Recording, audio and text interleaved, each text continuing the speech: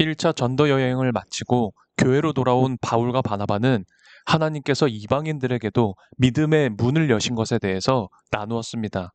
이때 교회의 할례파 사람들은 반발하였죠. 율법을 따르지도 않는 이방인들, 그들이 할례를 받지도 않고 어떻게 구원을 얻을 수 있냐라는 주장이었습니다. 이러한 유대인 출신의 할례파 성도들의 주장과 바울과 바나바의 선교 사역이 강하게 충돌하였죠. 만약 할례받지 않았다는 이유로 이방인이 구원받을 수 없다면 바울과 바나바가 이방인들에게 복음을 전한 건 아무런 의미가 없는 일이 되는 것이었죠.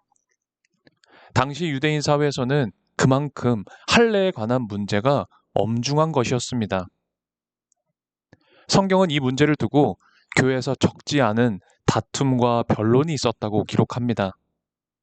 그 다툼과 변론은 심하게 격화되었고 서로의 주장을 도저히 받아들일 수 없는 입장 차이가 있었습니다. 이방인 할례 문제가 자체적으로 해결되지 않자 이 문제를 매듭짓기 위해 바울과 바나바 그리고 다른 몇 사람들을 예루살렘 교회에 보냅니다. 예루살렘에 도착한 바울 일행은 사도들과 교회 지도자들에게 하나님께서 어떻게 이방인들을 구원하셨는지를 나눕니다. 그리고 예루살렘 교회에도 할례를 구원의 조건으로 주장하는 유대인 성도들이 있었습니다. 할례 문제로 인해 예루살렘 교회 역시 분란에 휩싸일 수 있었기 때문에 사도들을 중심으로 예루살렘 교회 지도자들은 교회의 공식적인 결론을 내리기 위해 회의를 소집합니다. 그래서 역사상 최초의 기독교 종교회의, 예루살렘 공의회가 열리게 됩니다. 예루살렘 공의회의 주제는 이방인 그리스도인에 대한 할례 여부, 즉 이 할례가 구원의 절대적인 조건이 되느냐였습니다. 사도 베드로는 이방인에 대한 할례를 반대합니다. 그리고 인간의 그 어떤 공로나 노력이 아니라 유대인이나 이방인이나 차별 없이 오직 하나님의 은혜로만 구원 얻음을 강력하게 역설합니다.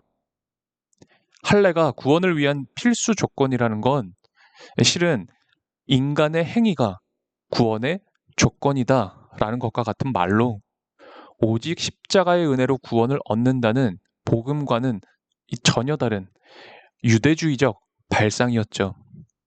그래서 베드로는 이 복음의 본질을 왜곡하는 일을 멈추게 합니다. 예수 그리스도의 복음 앞에서 모든 차별과 조건은 없어집니다. 남녀노소, 빈부격차, 이념과 세대, 지역과 인종, 그 어떤 것도 이 복음 앞에서는 아무런 의미를 갖지 못합니다. 이것이 차별하고 조건 지우는 시대를 살아가는 오늘 우리들이 예루살렘 공의회를 바라보며 다시금 몸과 마음에 새겨야 하는 진리의 말씀입니다. 율법의 굴레에 갇힌 할례파 유대인들을 보면서 오늘날 우리 역시 하나님의 은혜를 가로막는 인간의 조건과 차별을 가지고 있는 건 아닌지 다시 한번 말씀 앞에서 나 자신을 점검해 보아야겠습니다. 하나님은 자신의 이권과 욕망을 위해 온갖 차별과 구분짓는 그 세상의 거대한 도전 앞에서 당신의 교회를 세우십니다.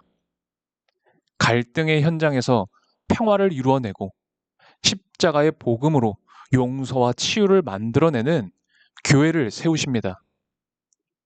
이 놀라운 능력과 소망의 말씀 앞에 오늘 이 나의 작은 걸음이 무엇이어야 하는지 기도할 수 있길 바랍니다.